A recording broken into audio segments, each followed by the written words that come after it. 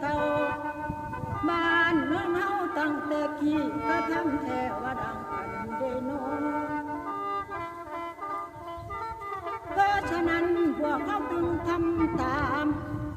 ประเพณีเคยมาโอ้โหตั้งแต่ปางดอกข้าว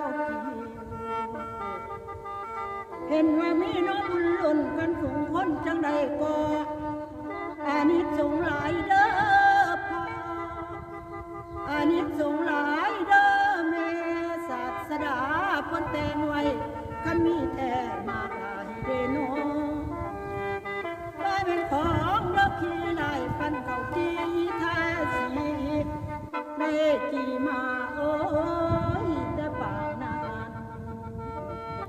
อันว่าความประสงค์นั้นเจ้าทาสีเอาหำจีโอ้ยนอกใจประสงค์อีทาสีนอว่าสิกินเพียงแค่แต่ข้าวนั้นไม่หลายเดโน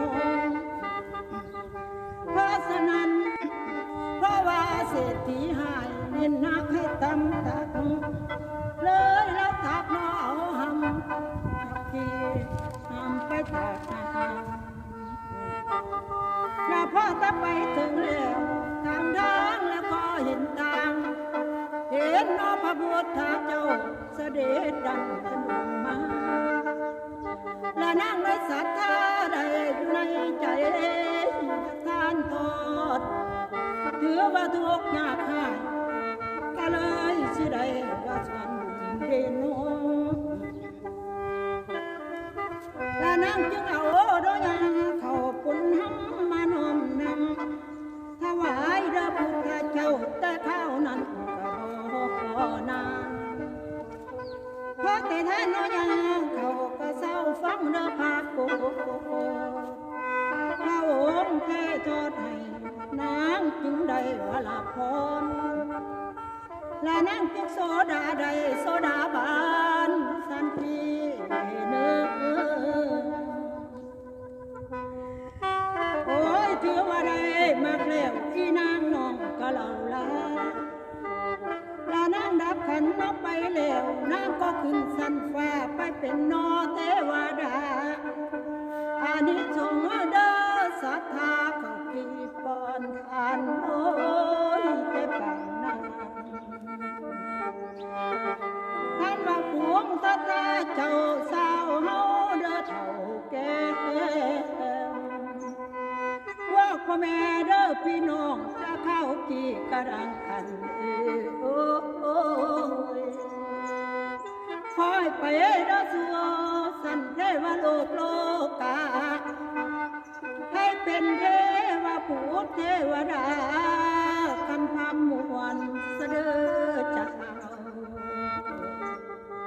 อานิสงส์ดอกทานเขาพอสนั่งนั้นล้นหลังถ้ามีอย่างก็ให้ได้ขั้นสมมุ่งปรารถนาเดโนแต่ว่าของน้อตำสาของจีทาสีแต่ยังกายน้องเป็นดีตั้งแต่ข้าวหลังของเฮาดีน้องเกินลอยขนาดใดก็ล้นลืมปันเก่ากี้ปนน้ำอ้อยขันลายลอยแต่ผ่อนมาแค่สิดีดอกแกกาสันว่ากัวสัทธาอานิสงส์น้องเกินลายกัวทาขันสีนาอันว่าของน้องนี่หักเป็นดีทั้งหลายก็โอ้ยพบทางใส่น้ำอ้อยขันจัวน้อยเสร็จตาเดโนว่าแม่นของเด้อตังสาคือดังนิทาสี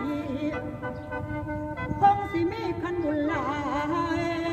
ขันกายของดอกน้องโลนขอให้พ้นพลาอยู่ศรัทธาเฮาพอและแม่ได้ขึ้นสวรรค์เด้อเทียงแท้โอ้ขัน ไปได้